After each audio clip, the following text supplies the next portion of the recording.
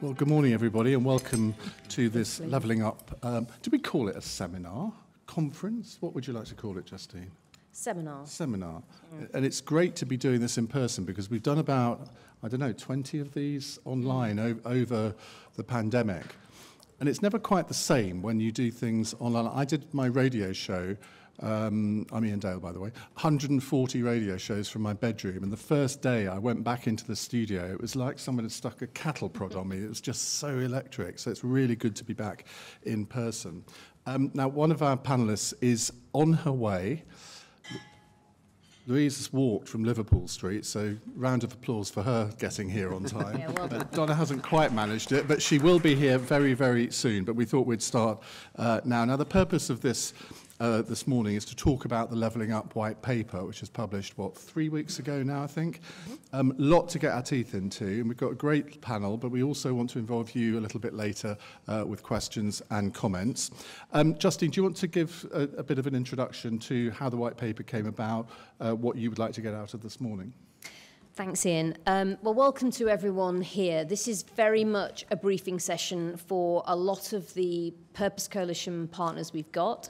It's fantastic to see my team here. Thanks to Danny and everyone for getting today organised. Thanks to Iain for chairing. We have Seema Kennedy, who works with me on the Purpose Coalition as well.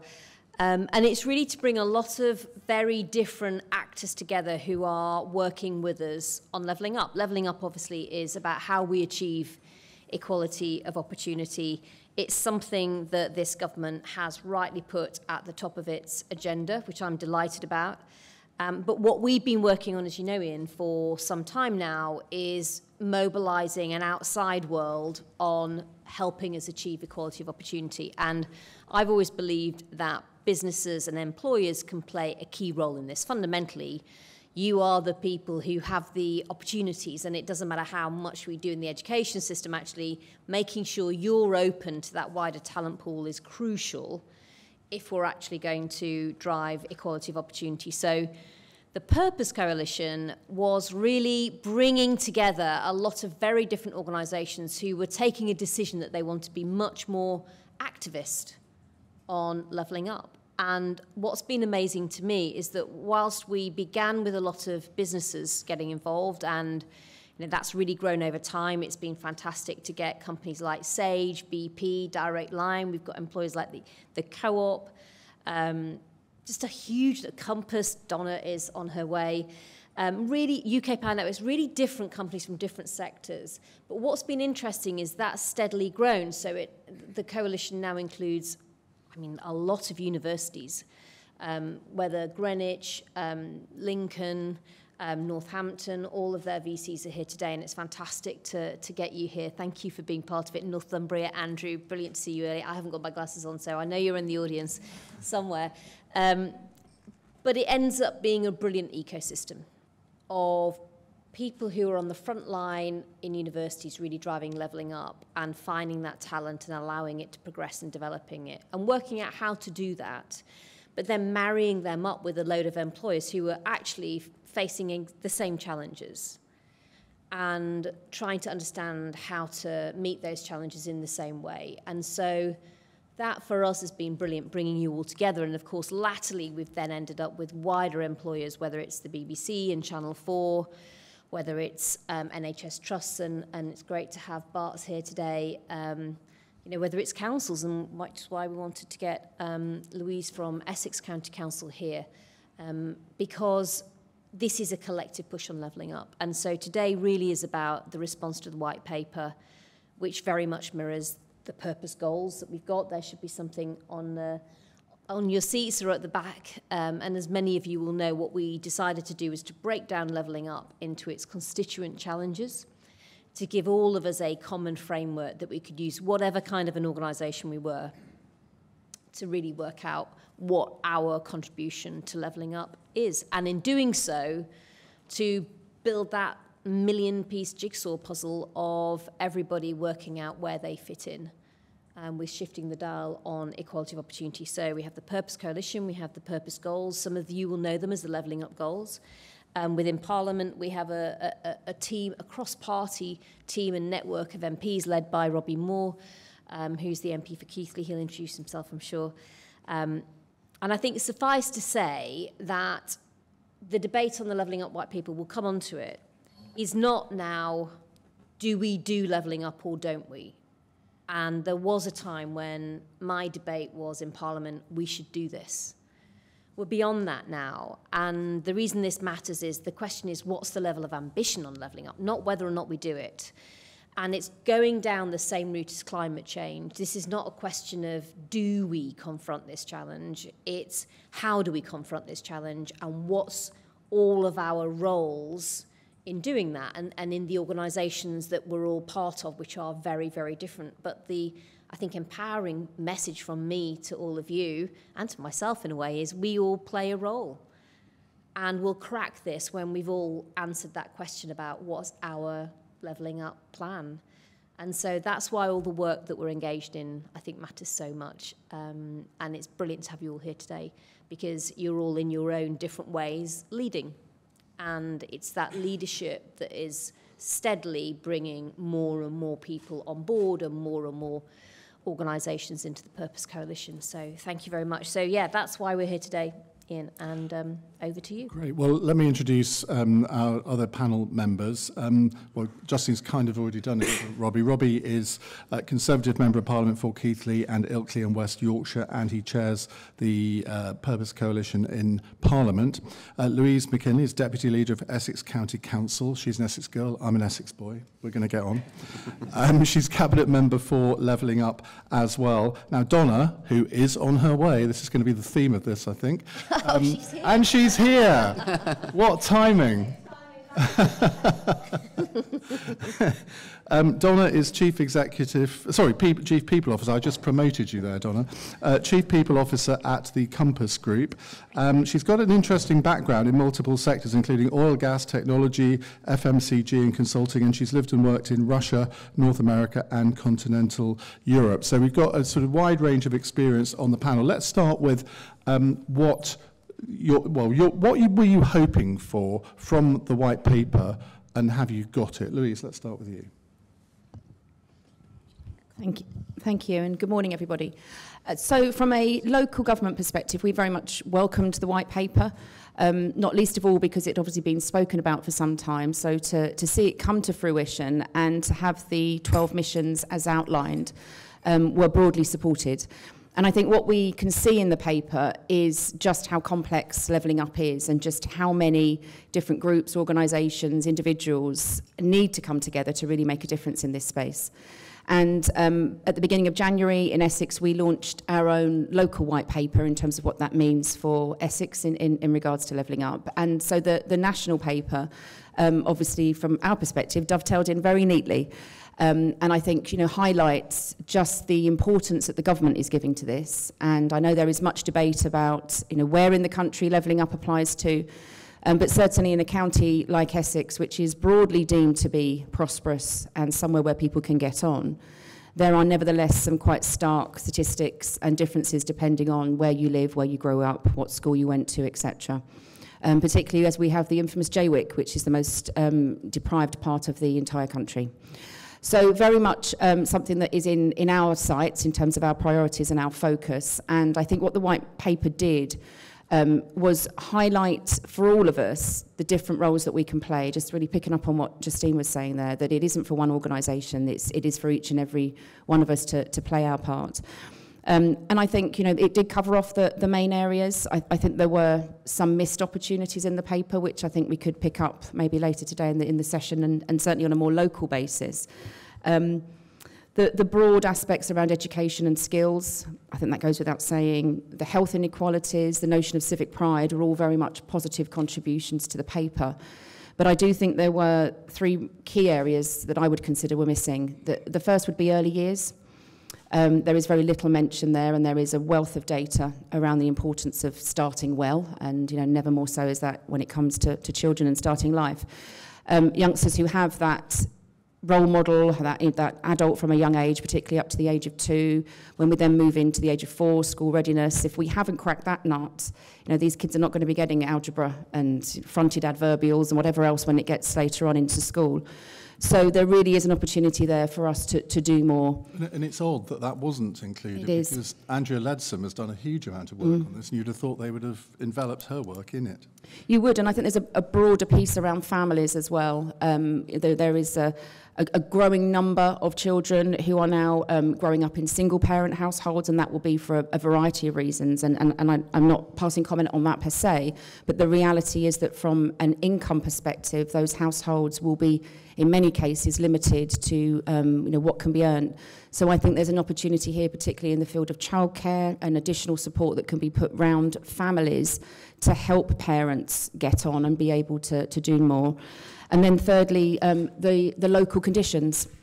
And that's, for me, where I think local government really comes into play on this. We will know our communities best. We will be able to do that on a very localised level, right down to some of the neighbourhoods or wards. So I think there's, as much of the white paper was about devolution and the big prize that comes with that, I wouldn't want the message to be missed that there is still much that we can do on a local basis with our local links. So it is about taking that, that high-level ambition which the government has rightly set out and which, as I say, is very welcomed. There is the opportunity to bid for different pots of money, of course, depending on the devolution, but then to just think about that more locally and the impact that we can have in that space. Robbie, you've been lobbying government ministers on all the different subjects that Louise has talked about there. When you saw the white paper, did it live up to your expectations?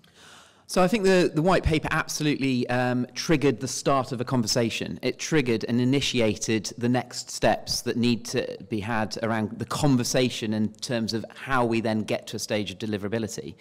Because the reality of it is levelling up has been happening for a long period of time, but focus, since I've been an MP, I've only been an MP since 2019, not so new now, but has been driven around, obviously, focus around the pandemic. But the conversation has definitely been reignited over the release of the white paper. The bits of the white paper that I most definitely welcome is all of the focus around regeneration. We've had the rollout of the Towns Fund schemes, the Levelling Up Fund. Now, my area benefited from one of the education investment areas.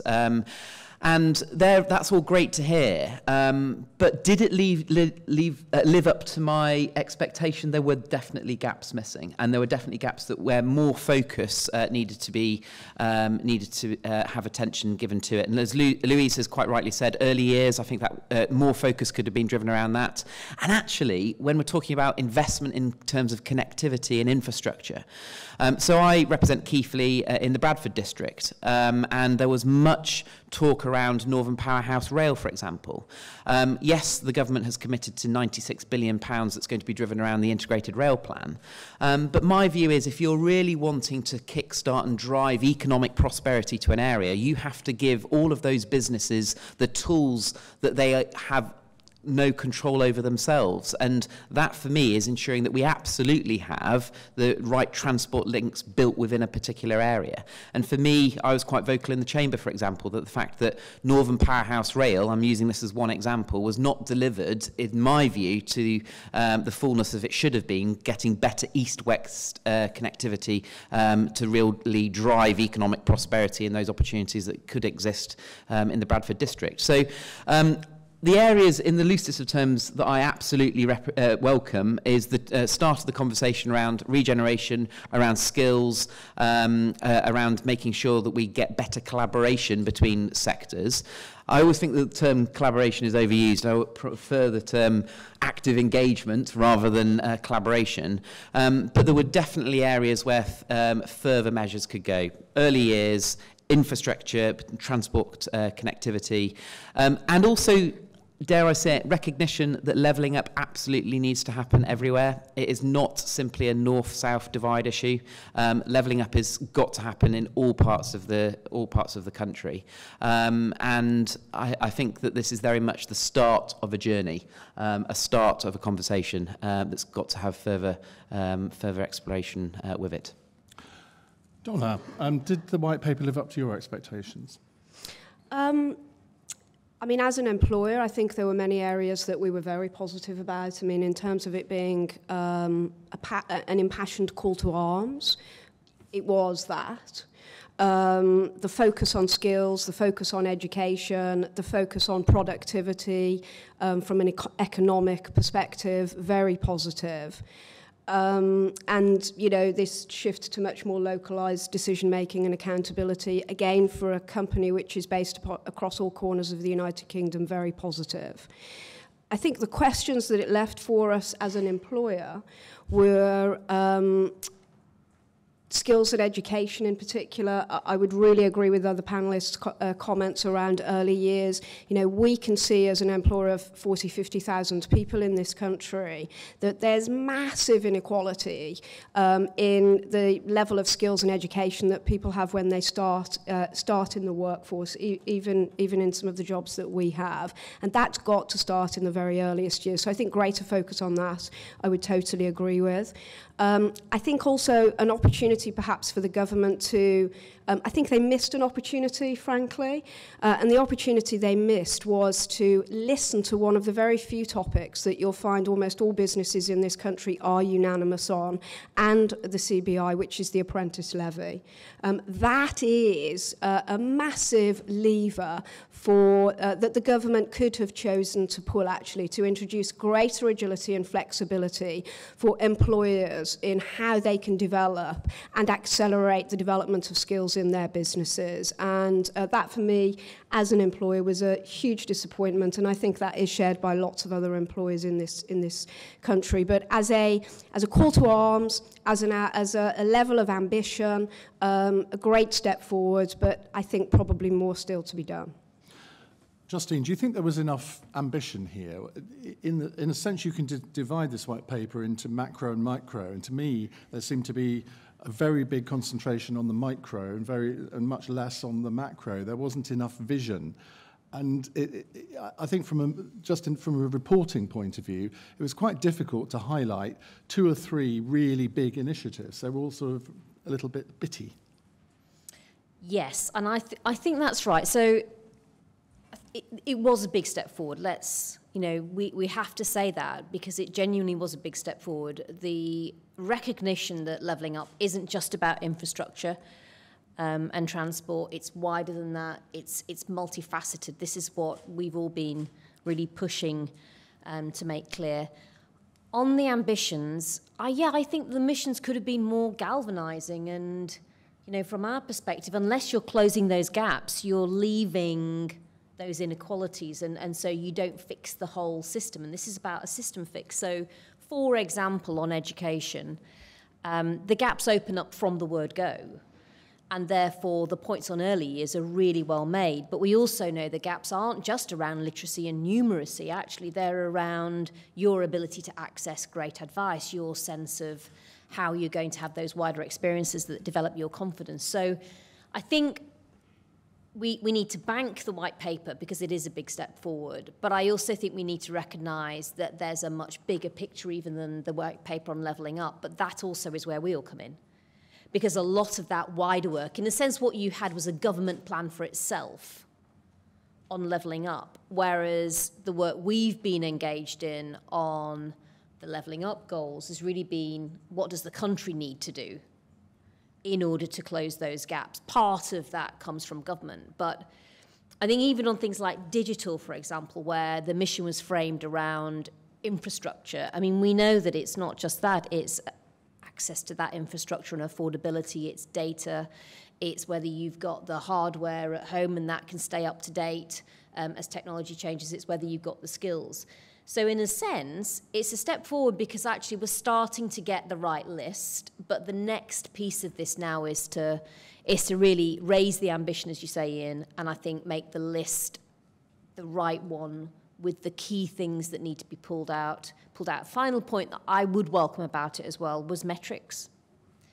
I think that there was this rather dusty, I might have been the only person in Britain who read it actually, this technical annex, but it's always the devil. I'm a former accountant, and the devil's always in the numbers, always tell you what's really going on. It's a brave admission. Yeah, well, but the metrics matters, and so we've been doing lots of engagement with the Office of National Statistics on this since summer last year, and I think when you read that technical annex, it tells you how difficult this is, because there were 2 of the missions where the ONS say they're exploratory, don't actually have any data to understand whether we're making progress. But it tells you we haven't cracked this before because we haven't even got the data. And as Louise was saying, if you're going to have a lot of this driven at a local level because you need local solutions tailored for very different communities, then actually knowing what's happening and getting that data in place is going to be crucial to being able to keep that tailored response in place over the years. So big step forward. And then I'm with you 100% on the apprenticeship levy. Just allow companies to invest in skills more flexibly, allow them to target it to people the furthest away from the labour market. Yeah. There's loads that we could do that would mean you weren't handing back, billions of unspent levy. You could pump it into reskilling, upskilling at a time when it's never mattered more for the country. But I think, what we can do is start to pull together some of those ideas and hopefully pitch them in through people like Robbie to a parliamentary system that I think is really open to more solutions now. Robbie, how vital is the Secretary of State in this? Because Michael Gove has got a reputation as being one of the few transformational cabinet ministers there are. Somebody who can go into a department, shake it up, and actually get results. Now, the fact that he was appointed to that job and actually took it in the first place, I thought was quite interesting. How do you see his own personal interest in this?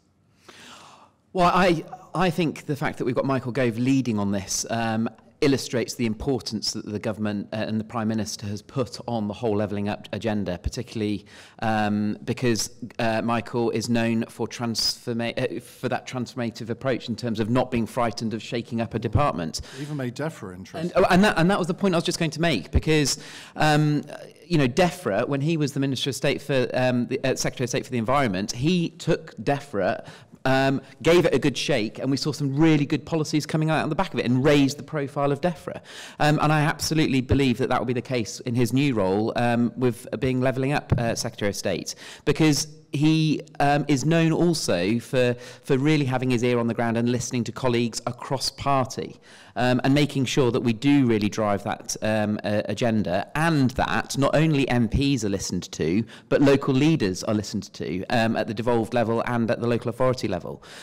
Because the government have really put their stake in the ground when it comes to levelling up, and actually, as Justine has mentioned, we now have some measurables that are attached to it. We now have the ability to hold the government to account, quite rightly through accountability by having measurables that are attached to that. And we need to, make sure that we're delivering that levelling up agenda at a national level, but also making sure that we're not forgetting who we're delivering the levelling up agenda to, and somebody that lives in Keighley, somebody that lives in a forgotten about area of the UK, and making sure that over a period of time, they do see those benefits. Because levelling up applies to every government department.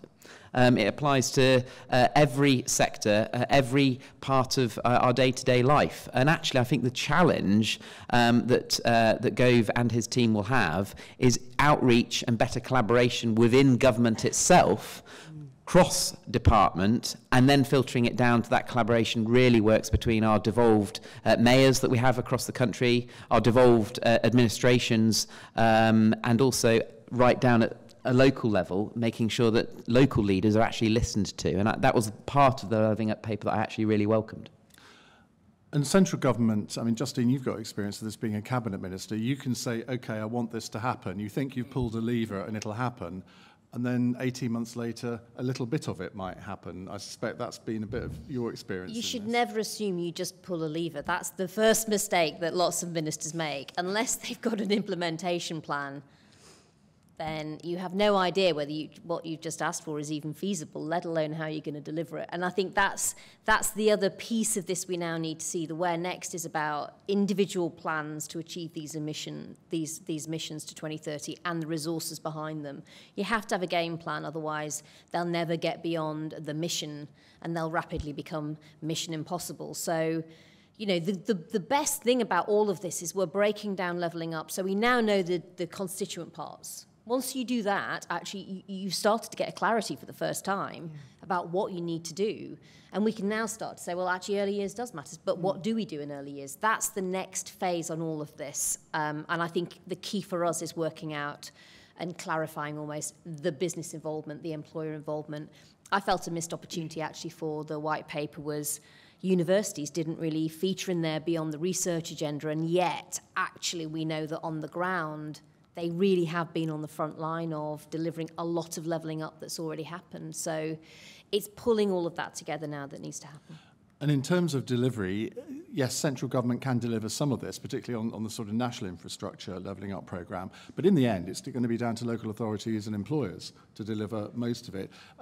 Donna, do you think that employers feel that they've got a real input into this, into what the government's doing here? They're being taken notice of enough? I think this is massively complex. Just to echo Justine's comments, that you know, it's taken other countries decades to address social and economic inequality that they've seen in their countries, and I think that we are highly ambitious to believe that we can achieve some of these as a country in 8 short years. It's very complex. It's a complex, multifaceted reasons why we're in the position that the paper very clearly articulated that we are. It is at the end of the day going to require real hand-in-glove collaboration between national government, local government, big employers, small employers. I think actually when you look at the employer landscape, they may not call it levelling up, they may call it lots of different things, but you'll see amazing work actually from a lot of big employers in this country. I think a lot to feel really proud of.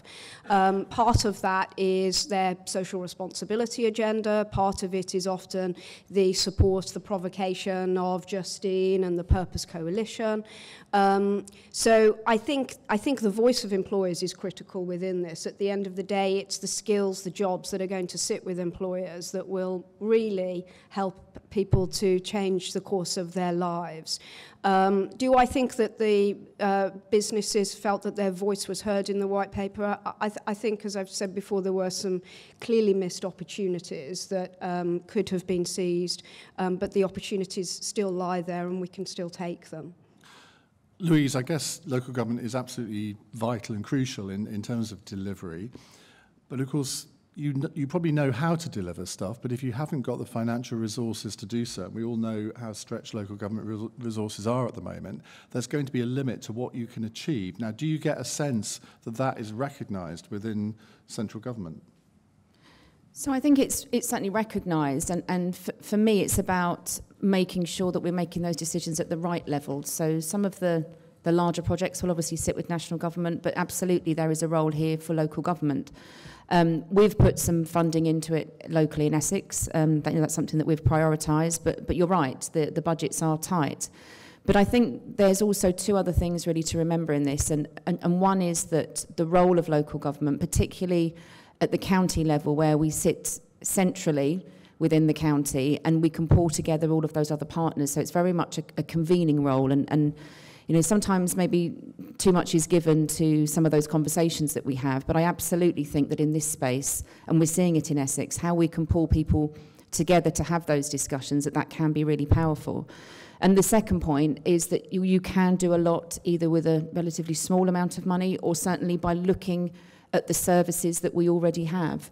I mentioned earlier about school readiness, and I said about, we've got the word gap. 50% of children in Vange, in Basildon, started school 3 years ago when they were deemed to not be school ready. Yet, as a county council, we're responsible for libraries. How can we not bring the two together? So, last Friday I launched our first literacy corner. They'll be rolled out across all libraries by the end of June. That's something that's absolutely within our power to do here and now and doesn't cost a great amount of money. So I think it is about, yes, of course, funding will always be important, and there's going to be those conversations on a national scale that we'll have to have. But it is about local priorities, and also I think just taking stock of what we can do and thinking about some of the day-to-day, the bread and butter roles of councils just in a different way, and how can we use them to actually forward this agenda. Let's reduce it down to an even more micro level, Robbie. What do you think your constituents expect from this agenda? Are they even aware of it? And is it just simply, well, we want to see a new hospital by the time of the next election, or we want to see 2 new schools, or we want to see a bypass built, or whatever? How does it translate to your voters? Well, I think they're very much aware of the levelling up agenda, but the constant question that I always get asked by a constituent is, how do I know I've been levelled up? And actually, that's a really good question to ask, because that, to me, is all about deliverability, which comes onto your point at a micro level. When the government are initiating small funds like the Towns Fund, I was one of those lucky towns that we benefited from 33.6 million coming into Keighley to specifically focus on really local projects. On the back of that, we're building a skills hub, a manufacturing, engineering and tech hub, health and wellbeing hub. But the point that I want to make is it's how you actually use public funds wisely in a constituency level that triggers private inward investment coming into that town. Because that's where you're really cleverly using those public funds. And of course, my biggest frustration, and perhaps one of the reasons I got involved in politics, was because I just felt that there wasn't enough people involved that had experience of actually the day job in the private sector. And the biggest frustration that I get from many of my businesses, many of the manufacturing, engineering and tech businesses, is the speed of deliverability.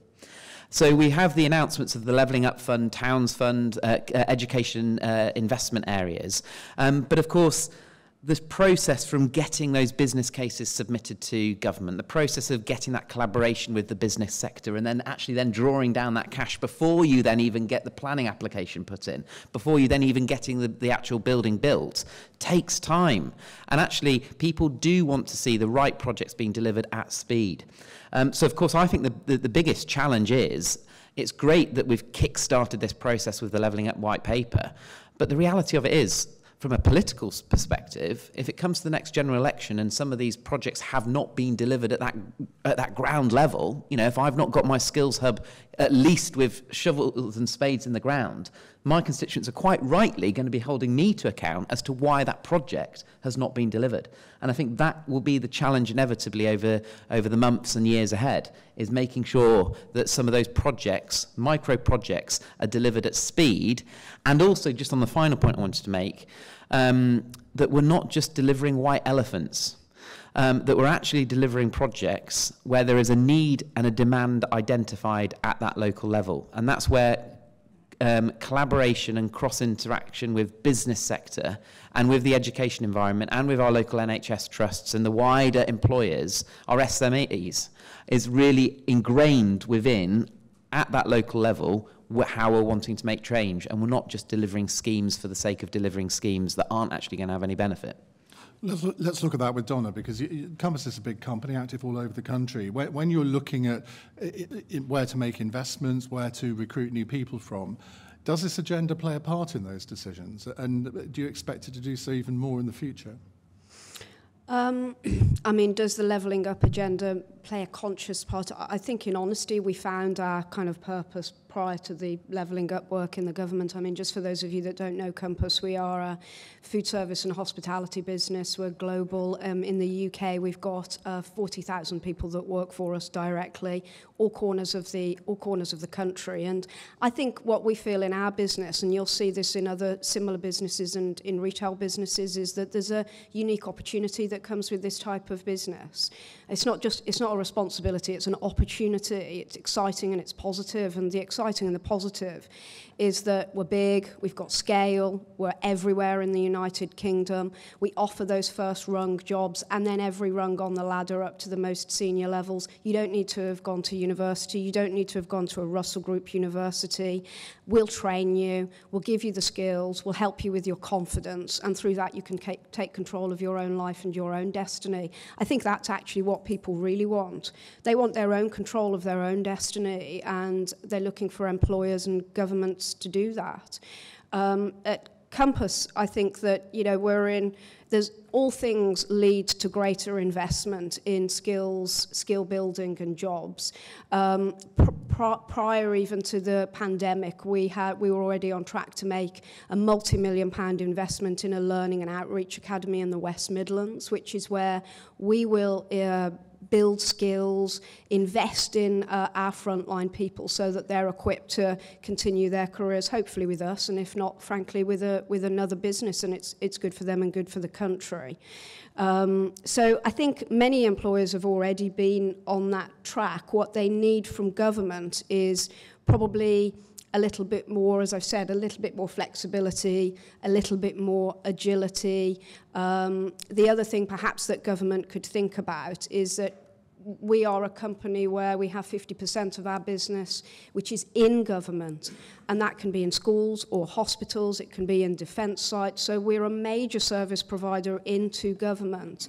And I would encourage the government to just look down its supply chain, ensure that it's got a real sense of coherence in the statements and the ambitions that it makes and the policies that it puts in place, and then the way that it also operates within its own supply chain. So, pay and real living wage is a great example of where I think there's an opportunity for the government to create greater coherence in what it says and how then it shows up with its own supply chain.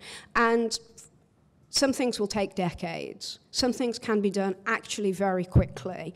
I think that is an example. The pay coherence is an example where you can operate at speed. I think the apprentice levy, frankly, you could make that decision in the next few weeks and put the right criteria around it to ensure that employers are actually channeling this investment into skills building. And those things can happen very, very quickly. So it's both long and it's short term that's required. Right, let's open it up to the floor now. If you've got questions, comments you'd like to make on any aspect of what we've been talking about, please raise your hands now. And if you say where you're from and your name, please. Hi, I'm Sam Starling from Wiltshire Council. I heard Andy Woodard speak yesterday, and there's a real theme of fiscal rebalancing, and the phrase he used a lot was a small tilt of a big pot. In my mind, when you tilt towards something, you're tilting away from something else. So my question is, from a local authority perspective, how do we avoid inadvertently levelling down current well-performing areas of our council? How do we avoid, did you all hear that? How can we avoid levelling down, Louise? So when we first launched this, I made that very point that this is about levelling up, that it wasn't about creating a ceiling and therefore seeing success as just getting more people over the mediocre average line. That is not what this is about. So we absolutely can't be putting ceilings on it, and we can't be stifling it. I mean, from a resource perspective, clearly there is a finite pot, and we prioritise accordingly around that. So that there are some conversations that have taken place in terms of where we're not going to spend money, because we've obviously had to free it up for the levelling up agenda. But that hasn't been as hard a conversation as you might think, because when we've actually broken down and looked at real outcomes of much of what we spend, and I specifically say outcomes rather than outputs, I think there was absolutely some space there to say, well, that this isn't really having the impact that we want anyway. And if, the old age, if you keep doing the same thing, you get the same results. So recognising that we have very strong services in a variety of different areas, we also accepted, and it was, quite frank in some of the conversations, that it wasn't enough. We weren't doing the right thing if we were going to make change. So thinking about how we could therefore adjust some of the resources that we have, but then also picking up some of the work that we've done with our anchors network, which is our partners basically across the piece, both in the private and the public sector, and just being far more joined up about all that we're doing. This is one thing that's translated through all of the different webinars that we've been doing. How do you measure success? And I suppose it's very different in all the different areas that we're talking about, Justine. Yes, and we found it extremely hard when we did the levelling up goals and then instantly thought, right, how would you measure them? What is the data that's out there? And the reason we reached out to the ONS last summer was because we discovered there's a lot of areas where we don't even measure, let alone have a sense of what's happening at a local level. So we'll keep on pushing on all of that. But I think one of the other big areas where we're not really measuring outcomes is probably with employers, isn't it? Yeah. It's the fact that we know that social mobility is an intergenerational challenge. What we're talking about is people who start at the bottom and stay at the bottom. But it's not just them. It was their parents before them in Keighley. It's their kids after them. It's their grandchildren. And so actually, if you start to look at those socioeconomic outcomes and say we need to shift those outcomes for people at the very bottom, a key piece of this that we need to look at is, are those opportunities increasingly going towards breaking the cycle for people who are in those lowest socioeconomic households and areas?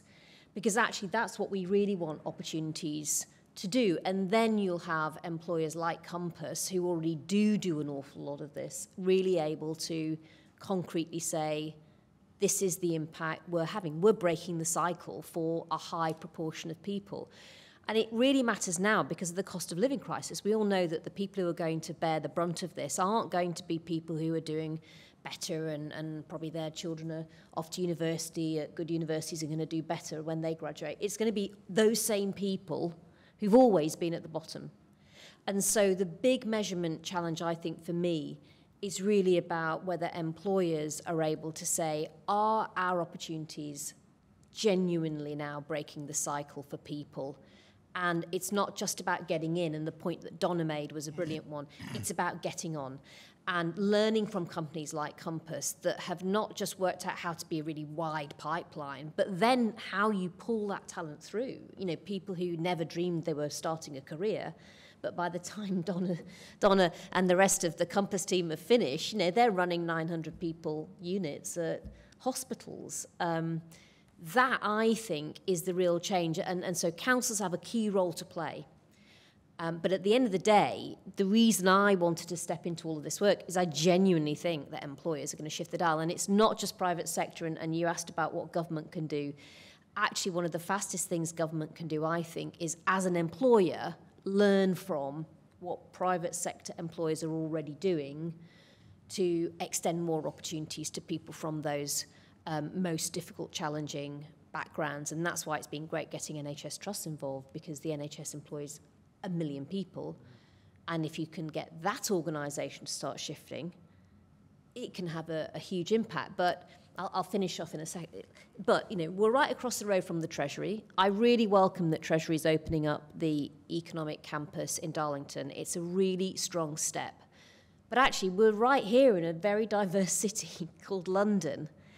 And I think there's a challenge within Whitehall to say, well, if any bit of the civil service should be able to be really diverse, it should be the bit that's in London, because it's massively diverse as a city.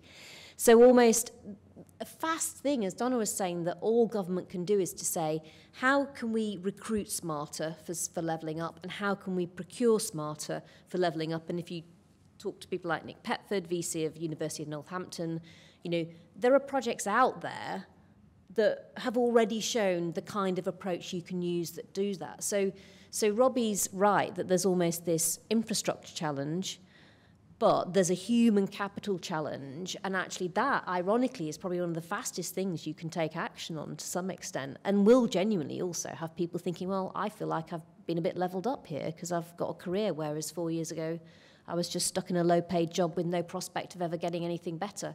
And that's the change that I think a lot of people in this room can help drive. Well, we'll know it's all been a success when there are T-shirts with "I've been levelled up" written on the front. And we moved on from T-shirts with "Chris Whitty is my hero," which I saw on the tube the other day. Donna, how do you as a company measure success in this area? Have you got any mechanisms to do so? Look, I mean, if you don't measure it, you don't know if you're making a difference or not, frankly. So we are, in the next couple of months, going to be launching a whole new approach to the way that we're going to measure our impact in this space. And we're going to also launch a roadmap, which we anticipate will take us to 2030, coincidentally. For us as an organisation, of course, we already measure our representation from a gender perspective and from a race perspective and from a disability perspective. The big step change that we want to make is to measure our representation from a socio-economic perspective. You'll have seen PwC have started to do this at their partner level, I think, and KPMG something similar. But as a very big frontline business, we have a very different opportunity, actually. And as Justine has said, there's no reason why somebody can't join us on the first rung of a ladder and get the right skills and experience to, frankly, lead this business. If you can't do it in a business like Compass, you can't do it anywhere. And if there are barriers, there are barriers to be able to address. So we will start to measure socio-economic background, and we will do it across 3 layers in our organisation, so that we can start to understand, in the way that we have with gender in particular, where do we see careers start to falter? At what level in our organisation are we seeing people and their development and progression accelerate or in fact decelerate? And then we can understand, why is that happening? Why is it that at certain levels in our organisation, people of certain underrepresented backgrounds are not progressing at the same way? It sure as heck isn't because they're not good enough. That we know isn't the case. So what is it about us? What is it about the support that they are getting? What is it about their opportunity that we need to face into and then affect change? We did something very similar when we really ignited our gender agenda about 4 years ago, and we've changed our representation at the most senior level in our company as a result of that. We changed it from 42% of women to 49%, which actually in 3 years is pretty significant in a company of this scale. So there are things that can be done. I think the role of an employer is absolutely integral to this. I actually think businesses care about this. It's not just Compass, it's lots of businesses that care about this. And so those are some of the examples. We might, as a country, might want to start to, in the way that we have a gender pay gap now, that I think has really changed the dialogue around gender and pay. It's put it right at the top of businesses' minds. We might want to do something similar for socio-economic background. And I think that would start to take out some of the sensitivity and stigma, actually, that employers that are stepping into this new space do feel, to be honest. Another question, please. Alex Neil, University of Southampton. I just wanted to pick up on a couple of points made by the speakers. Justine's point about the universities being oddly absent from the white paper, apart from the references to research. But also your point, Robbie, that this is for every government department. And when I look at DFE, I don't hear much around this.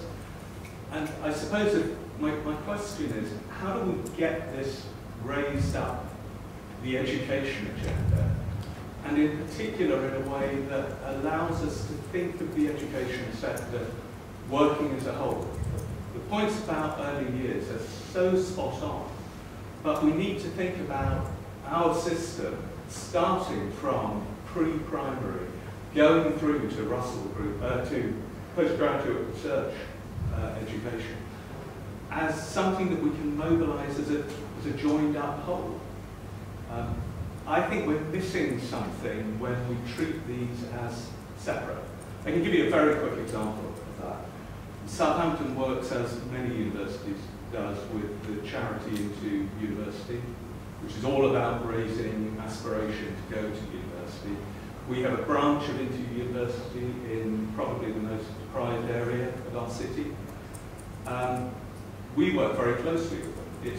It's a wonderful opportunity for our students, apart from anything else. And we're working with preschool level kids with that. If those kids end up going on to a university that is not Southampton, it doesn't really count to Southampton's widening participation stats. We've got to focus on getting people from deprived areas into our university. Now, we want to do that as the kind of university we are, but we ought to be thinking more broadly about this, and I suggest in a more joined up way. Robbie, let's give this to you. Yeah. I mean, Nadeem Sahawi, the Education Secretary, he was Minister for Children, and I remember doing an hour-long phone-in with him where he was taking calls from the general public, and I remember thinking, God, you're really into this, aren't you? You've got an open door there. Yeah, so picking up on the point about cross-collaboration with different departments, and I think that you've hit the nail on the head, so to speak, that the task that is associated with levelling up absolutely has got to be driven across government departments, including, and most definitely, the Education Department.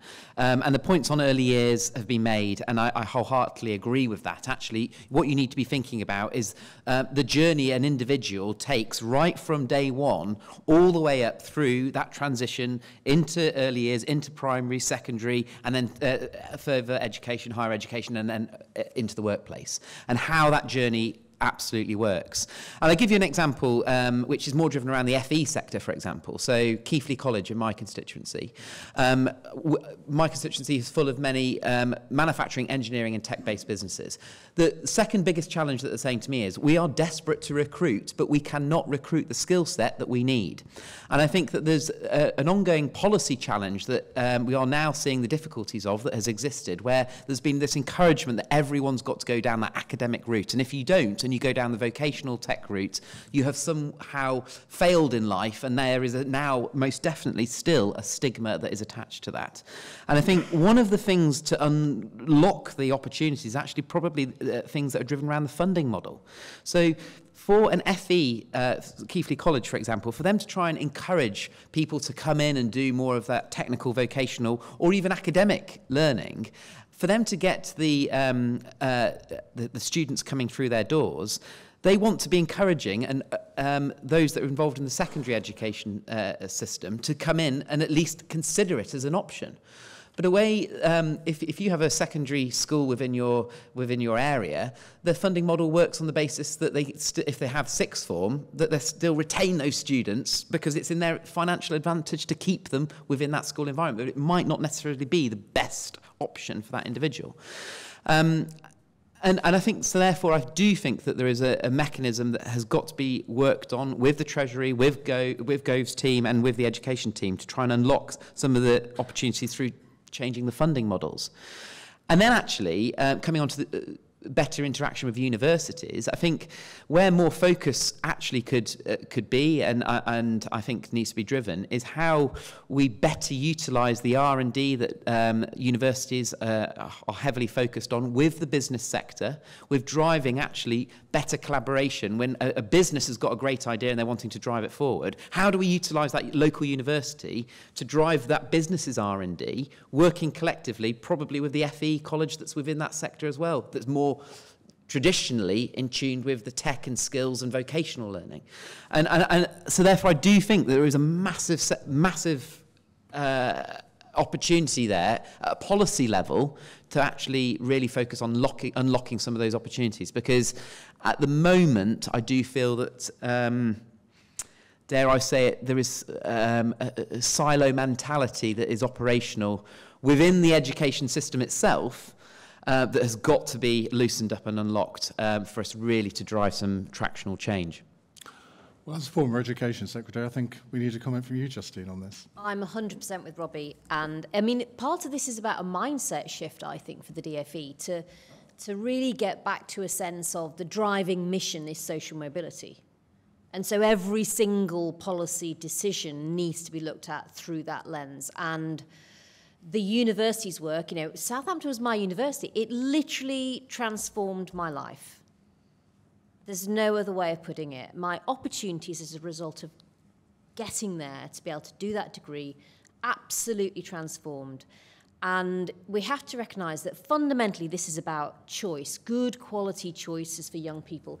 I'm not sure I would have done a vocational route even if it had been there, but that's partly because I didn't really know what I wanted to do. And so I just needed more time to figure that out because I hadn't met people who had careers before. So it's about having a higher quality education system that is tilted towards closing those gaps. And I'm going to do a little bit of techie stuff as well. So Robbie, you're right about the numbers and Treasury and all of that. And the challenge is if you look at the Treasury Spending Review and their metrics, they've only got one KPI on higher education, and that's graduate outcomes. And even that measure is, as we know, quite limited and narrow in terms of how it would judge a good graduate outcome. You could be Bill Gates, having dropped out to start your multi-billion-pound company, and that would be a bad graduate outcome on that measure, which sort of tells you about some of its limitations. So it's really about understanding the sort of opportunity cost perspective on levelling up. And the white paper, 2 stats here, the white paper said that there were 219,000 children and young people in schools that had been inadequate for 13 years or more. But at the same time, the danger is you now say to those sorts of children, well, tough. Because you're not getting the grades, you don't get the chance to get to university, even if you're like me, and I ended up with a first-class honours degree from Southampton, perfectly capable of thriving once you get there. This is a bit in, isn't it? Southampton. It certainly is. But the final point I want to make is, if you look at young people the furthest away from getting opportunity in pupil referral units, only around 6% of them will get GCSEs in maths and English. They are going to go on to cost the taxpayer, on average, I mean, hundreds of thousands of pounds. They often end up in the justice system. It's way cheaper if you can possibly get them into a position where they are getting into higher education. And so you look at the University of York and the work that they do with whether it be young offenders institutions, getting those young people thinking about what their opportunities might be. This is a smarter way of running public finances for the long term. There's a levelling up dividend to achieving what we all want to achieve, because when lives are on track, they don't cost the taxpayer as much. So it's about having that much smarter approach, and I think mindset across government to understand that it's not just cash today, that actually some of these smarter approaches fundamentally are how we're going to pay down the bills. But what about this announcement this week that says that if you haven't got maths or English, you won't be able to get a student loan? Now, to me, that is the very antithesis of levelling up. How did that get through? Shouldn't all of these announcements have to be filtered through the Department for Levelling Up to sort of make sure that they're kind of on message for that sort of thing? I think you've got to be really careful that, well, as I understand it, we may well end up with a slight slackening of those entry requirements, but I certainly don't think it's fair that if you're from a very well-off family, those minimum entry requirements may not apply to you because you don't need a loan. You know, that can't be right. And so there needs to be a much more bolted down approach on levelling up and how it informs decisions like that. And I'm quite a black and white person on objectives and policy, or certainly was when I was in government. You know, something's either getting you closer to it or it's not. And if it's not, then you probably shouldn't be wasting time, money, management, resources on it. And so I think there is a need to kind of look at those sorts of decisions through that lens. Okay. Right, another question. Down here. Because I've got quite a low voice and people think, rumbling along in the background. I'm Andrew Appel, I'm from Barts Health NHS Trust. For those who don't know, we're a hospital group, so we employ about 18,000 people, run 5 hospitals in East London. I want to say something positive to start with, really, because I think actually it's good to see this sort of joined up type approach. So there's a lot of positives in the paper. I'm from a public health background, and we know the reason why people are more likely to be ill in general is because they come from poorer backgrounds, have disadvantages in life, and live in less healthy places. So there is, when you talk about the levelling up dividend, it's very much a health dividend. Get this right, we will spend less money on hospital care. I wanted to say that. In terms of the NHS now role there, Justine's kind of alluded to that. We've done a bit of work around this. We've helped a scheme recently, helped about engaged about 37 secondary schools, and about one of the outcomes for about 200 young people going into health-related degrees, about 100 of whom came from families that had never sent anyone to university before. So that's a little bit of boost from that side of things. I think there's a lot more the NHS could be able to do, and this might be something that probably wants to take back to the Secretary of State, really. So there's a huge investment in healthcare at the moment, not just in delivery of healthcare, but pharmaceuticals, health tech, and all the rest of it. And the NHS can do a lot more to do that. and that means industrial strategy as well. And I think not with quite an inward-facing organisation. So I think there's more to say on that. In terms of skills, I tend to think health skills are basic needs communities. Absolutely endorsed on those points in the apprenticeship levy. We can't count apprentices towards our safe staffing ratios on boards, which means basically we've got very little motivation for second and nurse apprentices. It's something that could be solved very quickly. And then the final point I wanted to say, and obviously I'm coming from the London perspective here, is there's not much around the inequalities within regions and in areas. Every city, every town, every village has inequalities and so on. I think we need to try and have that matrix of individual community responses. Obviously, we're in East London. My favourite stat at the moment is London has more poor people than the entire population of the North West. So I do think we do need to make sure that we don't just do this kind of geographical kind of begging my neighbour type approach. Robbie, do you want to pick up any of that? Yeah, just the point that was made about health infrastructure. I think, again, I'll use the opportunity just to raise a local case. So my local hospital is the Airedale Hospital. Just to the west of Bradford, but covering a catchment, a huge rural catchment, but as well as some big urban conurbations around Keighley and the west side of Bradford. And the conversations that I have with the chief exec and his team there is when we're trying to, when funding streams are announced by government, and we're very much bidding for a new hospital to be built, that the issues around retention of staff and attraction of staff to come and work in that environment are very much linked to the quality of the workplace, and that's very much an issue with the Airedale Hospital, for example, with the challenge structurally we have and it being a very old piece of infrastructure, but also how well interlinked that place is with universities. And you know, the point was made, I was speaking to somebody earlier on today, that if you've got a hospital and an NHS trust that is very much interlinked with an education setting, actually sometimes the retention recruitment of staff into that sector is much easier because it's a much easier route in. And then when you have hospitals like Airedale that aren't necessarily quite as well interlinked, actually getting the recruitment of staff into a place as when it's not got that connectivity to the education sector, as well as having structural issues and the quality of the infrastructure not being as it should be, therein lies the challenge, coupled with when you've got a huge rural catchment area to supply that service to. So I suppose the message for me to take quite rightly to the Secretary of State is, when funds are going to be made available, the models and how that funding is distributed the measurables shouldn't be linked, just ring-fenced to very small things to do with the risk factor, the structural risk factor of the infrastructure, but actually much wider. How do you retain and keep staff and retain that level of service long into the future? Another question. Thank you. Thank you. Karen Quinn, I work with Justine and the wider team at This Is Purpose. We all know there's a very, very serious cost of living crisis on the horizon, and the appalling situation in Ukraine is probably going to make that a lot worse. I'm interested to hear what the panel think is the role of public and private sector organisations as part of the levelling up agenda, but really to support their colleagues, their customers and their communities through this crisis. Please. Yeah, it's a really good question, and it's certainly one that we're grappling with around how do you get the balance between the cost of living crisis here and now versus levelling up, which, as we've said, is in many cases going to take years to see the difference.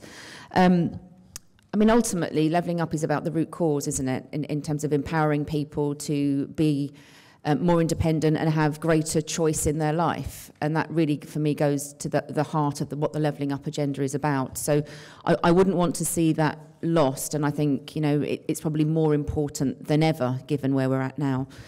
But in terms of, what we have in front of us here and now, there are certainly things that, again, I think on a local basis, we can do. We've increased funding to our emergency living fund. We are looking at introducing social supermarkets in areas like Jaywick and the more deprived areas. We're giving advice around debt. We're also putting people in place to provide support for working families around one-to-one advice in terms of jobs and where they can go to improve their skill sets.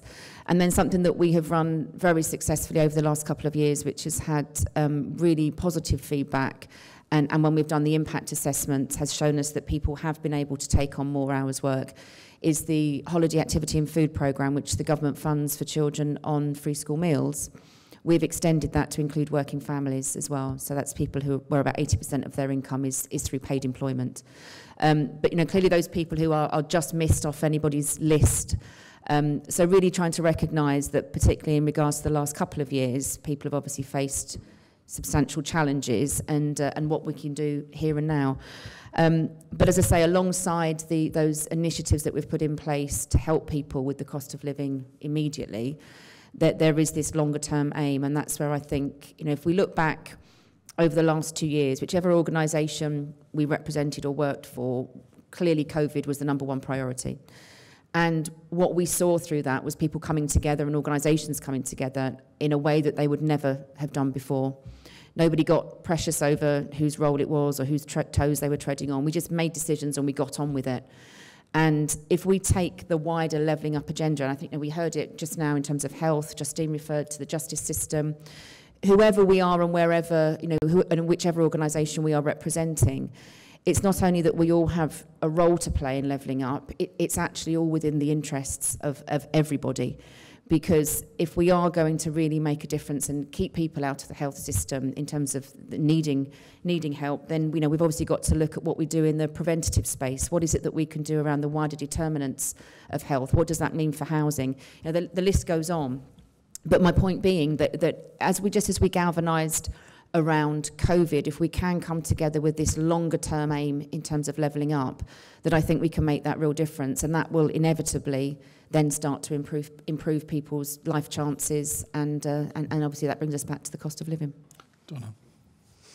Yeah, look, I think employers have an integral role to play in this, and if we think about the human cost of living challenge that we know a lot of people are facing, and it's only likely to get worse. But the other thing, actually, from a business perspective, is the fact that the labour market in this country has fundamentally changed in the last 12 months. We are experiencing today record low levels of unemployment. Now, that's great for people that actually live in this country. It actually means that there's more power, frankly, to the people that are looking for jobs. And when you see that type of shift, you'll also see a shift in pay, and we can see that today. You'll also see a greater onus, a commercial impetus for employers to invest more and invest quicker in building skills in their businesses. That's the case in retail, it's the case in hospitality, it's certainly the case in Compass Group. So the fundamental shift in the labour market, I think, actually creates a huge positive benefit for people that are at the lower cost point in this country. And then if you look at what big businesses are doing, I think actually a lot of businesses are doing great stuff, not only in the skill building area, actually in the support area. I mean, I think, Justine, you and the coalition have really showcased some of the great stuff that employers have done throughout the pandemic. Compass is one of those. We have had a Helping Hands Financial Fund for our frontline employees. We have financial well-being programs. We have open access to all kinds of learning so that if people are interested in going anywhere in their career, then they can do that with no cost to themselves. So there's a lot of support that big employers and small employers have put in over the last couple of years for colleagues. I think that will continue. But the fundamental shift in the labour market, actually, I think has all kinds of positive consequences for the communities within which we operate. And it does mean there's a commercial driver for businesses to do this. And it's always good when there's both a head and a heart driving to something together. Right, another question there.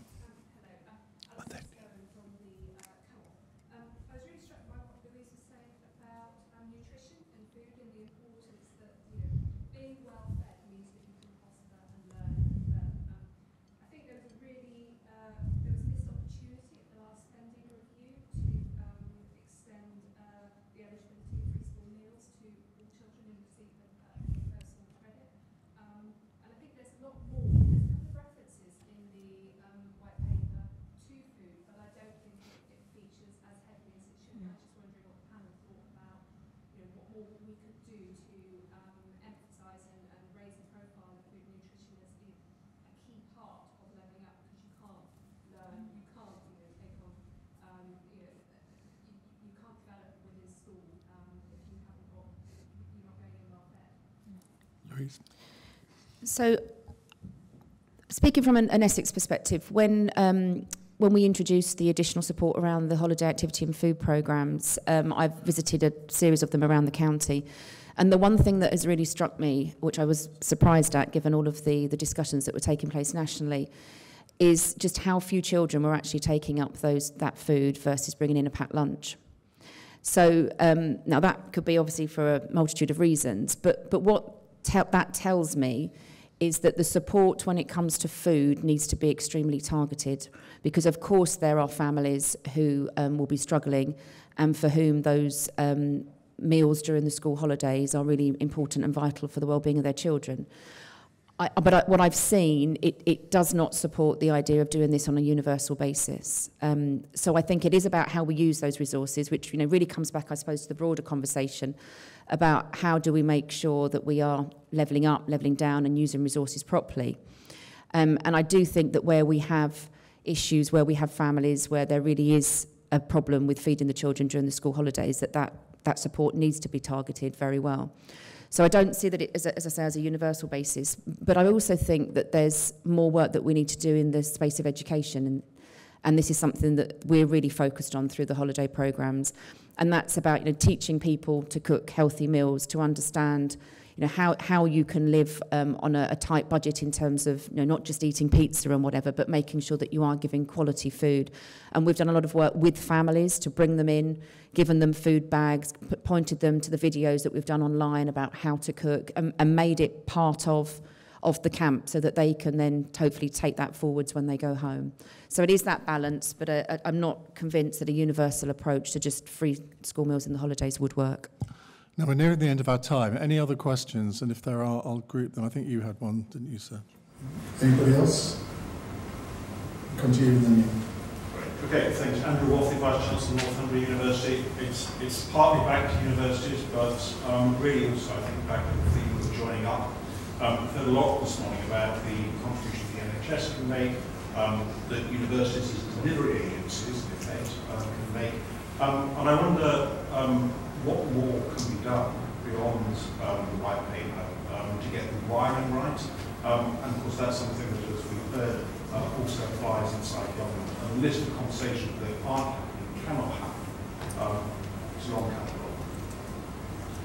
Neil Jasper, University of Lincoln, Vice Chancellor. This is a rather ambitious project, and everything we do, every investment we make, every project we start, we can ask ourselves the question, does this move forward on the academic agenda, or does it hinder it?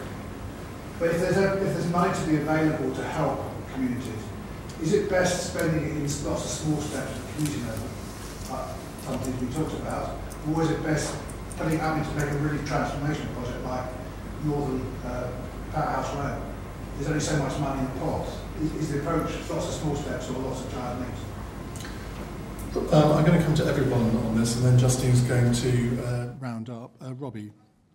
Well, I think on the second question, I think you absolutely have to do both. I don't think that if the focus was just purely on big schemes like Northern Powerhouse Rail, which I'm a huge advocate of, as long as it goes through the Bradford district, make sure we drive economic prosperity there. But you can't just have a system that is driven around funds being distributed, public funds being distributed from the Treasury, which is just focusing on headline projects. You've got to drive transformational change right down at that grassroots community level as well. And that comes to the point where it's really important that you get buy-in from those communities and good local representation, not just from an MP, but also from the council and from, if there is a mayoralty as well, that the voice at that local level is being heard, and that people feel that they're bought in and have ownership of the schemes that are then going to be delivered, because that's how you really get traction. And I grew up just outside Lincoln, and I think the university was like 96. It ended up starting getting to built, and I know that when you have a big scheme project like the university, in terms of that being built initially, the actual levelling up for Lincoln as a city, that just actually having the university there, and then before you start talking about the rollout from an education perspective, has on the economic regeneration of a town. So absolutely you have to do both. On the first question, I think when it comes to working with as many sector businesses, education sector, NHS, you've got to really ensure that you have good leadership in all of those organisations, good capacity and good capability. And I'll use the example, again, I went to uni in Newcastle, so I've spent quite a bit of time up there, awesome city.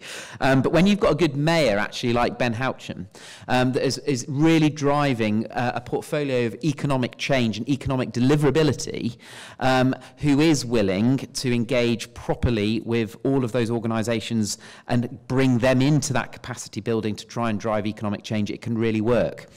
If you have a scenario where devolution exists and there are too many portfolios that individual is in charge of, and this is just a personal perspective, you can then lose and get more disenfranchisement, I think, between your electorate, right down at the grassroots level, and actually that deliverability in terms of decisions. And that's where you have to make sure you've got good capacity and good capability by the individuals that are driving it. And I just want to finally say, there's a great phrase which I think applies to every scenario, and that is that culture will eat strategy for breakfast any day. And it is absolutely right. You can have the best strategy, best levelling up strategy in place, but unless you've got the culture and the buy-in from the electorate, the businesses, the education sector, the health sector, the politicians that are making the decisions, that strategy will never come to fruition. Donna. Yeah, I mean, I'll take the second question if that's okay. I mean, I think the key point here is joining up actually, and it's the connecting point between education and employers. You know, we know that young adults that go to even Russell Group universities with a lower socioeconomic background, even with the best degrees, actually can often have lower employment outcomes than their counterparts that actually have come from more privileged backgrounds. So something's going wrong there. I mean, very simply, something's going wrong, and it's going wrong with employers. So for me, this comes back to really deeply understanding what are some of the barriers that exist in organisations that are stopping people from thriving from all backgrounds. Culture definitely will lead strategy. I would certainly agree with that. One of the ways to drive a cultural change is to measure what's important to you. And I do think that there is an opportunity for employers to embrace more measurement around this, and it will really get to this piece around joining up between education and employment. So I think it is about both. It has to be. I agree with everything that Robbie said. And I think I'll sort of come back to what I said earlier around taking the right decisions at the right levels. So where there are big schemes, that absolutely needs to be done at a national level. But equally, and I've given you a number of examples today of the impact that and the initiatives that can be put in place locally. And that's why I think, you know, we shouldn't lose sight of the series of local and smaller initiatives that can make a big difference. But I just wanted to pick up on this point about buy-in again, because, you know, we often talk about doing with, not to, and that is so important, and particularly with something like levelling up, when we are talking about transforming communities, people, place, and people's lives. So if we don't have that buy-in from the community and from the business sector, then I think this will flounder at the first step. So really important that we recognise that. And then just finally, just to comment on what I mentioned earlier about the conditions for all of this, because I think that very much does sit locally and on a more micro basis as well. So we can have all the schemes under the sun to get, you know, youngsters from deprived backgrounds into university. If we're not going out and telling them that this is for them and raising aspiration and supporting them and letting them know that they absolutely have a right to do this with their lives. And certainly what I encounter is that many feel that it's, you know, it's just not for me. And that's what we've got to really break down. And that comes down to hearts and minds. And that's where I think, you know, having not just the buy-in, but actually reaching out to some of the communities and showing people, you know, what is on offer. We only know what we see. And if you're fortunate enough to grow up in an environment where these opportunities are part of everyday life and everyday discourse, then you will see them for yourselves. If you don't, then they can seem a million miles away. And I think, you know, that is the real challenge. And all the other partners and components to the whole levelling up agenda only come together if we can really crack that. Justine, hearts, minds, buy-in, culture, that's, I think, a major takeaway from this morning, because every single organisation, whether it's public sector, private sector, if you haven't got buy-in, if you haven't got a culture of change and reform, you're never going to get anywhere, are you? Yeah, I mean, it's about having fundamentally one team with one plan on one set of measures, and that will get you a very long way. And we saw that, interestingly, doing opportunity areas when I was at the DFE, and we weren't prescriptive about what the education outcomes were that those teams were there to deliver, because actually places like Bradford had very different challenges to places like Somerset. But the point was, the most important thing they had to do was singularly agree on one plan, because otherwise they were going to be pulling in different directions. And the measures do matter, because actually if everyone's behind the same plan and that culture point is cracked, then people just get on with stuff. And I think it was either Robbie or Louise talked about COVID. If you'd asked government to come up with a strategy for fixing COVID, I mean, I know we'd still be at it right now. The reality is it was a challenge, and people ran towards it because it was so clear what the outcomes were that everybody at local and national levels were trying to achieve. And so, you know, Andrew, I think you asked about how do we get the wiring right. I think what we need to realise is it's about how do you get the conditions for everyone pulling in the same outcomes. And actually the wiring that you would need, for example, in Greater Manchester, which is actually a very well networked part of the country in terms of alliances and stakeholders, is very different to the wiring that works in the northeast, where you've got a series of different hubs, in a sense, that are quite distinct and individual. It's different, and what you do in those places is different. And whereas infrastructure is everything for Keighley, the reason we did the goals was because here in London we've got a lot of infrastructure, but it doesn't feel like a levelled up city, as Andrew from Barts talked about. So our challenges are very, very different. So we have to all get comfortable with complexity and the fact that there'll be huge amounts of innovation, and the solutions that, say, Louise is coming up with in Essex will be different to the ones that people come up with in Wiltshire, but there'll be some crossovers. And I think what's really exciting for me is that within all of this work are the answers. And the more that we can systematically find them and share them and showcase them, which is what we've been trying to do, as Donna says, actually the faster we'll get and the further we'll get. And so that's, I think, the big challenge that we have ahead of us. And you'll always have governments doing policies, and some of them you'll like, some of them you'll be less keen on. That's almost steady state. The key is that a huge amount of this is ultimately driven outside of government. If I could have spent enough money or passed a law when I was a Secretary of State to fix levelling up, I'd have done it. But it is more complicated than that. So a lot of the levers are actually in our hands. And I think if we can work out what our levers are for our organisation, our contribution, and then, as we're all saying, start to work out how we connect up with the others, actually that will probably get us a very, very, very long way in this. And I think government, in a weird way, will pick up on that and then finally mirror it.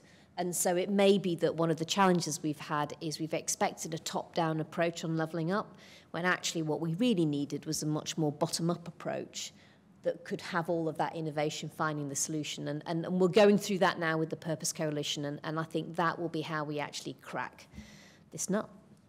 Justine, thank you very much. And thanks to our panel, to Robbie, Louise, Justine and Donna. And on behalf of the Purpose Coalition, thank you to all of you for coming. That's it.